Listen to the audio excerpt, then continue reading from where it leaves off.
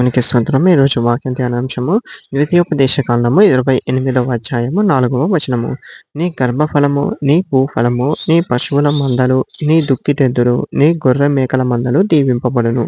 చూడండి, నీ గర్భఫలము దీవించబడుతుంది. నీ భూఫలము అంటగా నువ్వు విత్తిన పంటలు దీవించబడతాయి, నూరంతలుగా ఫలిస్తాయి. నీ పశువుల మందలు, నీ దుక్కిటెద్దులు, నీ గొర్రె మేకల మందలు, ఇవన్నీ కూడా ఒకప్పుడు దేవుడు ఇచ్చినటువంటి ఆస్తి.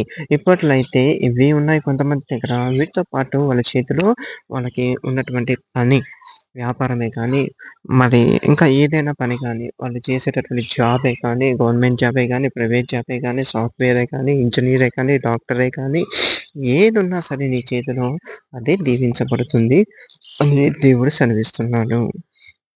మనము కూడా దేవుని ఎడల కృతజ్ఞులమై ఉండాలి. దేవునికే మహిమ కలుగును గాక. ఆమేన్.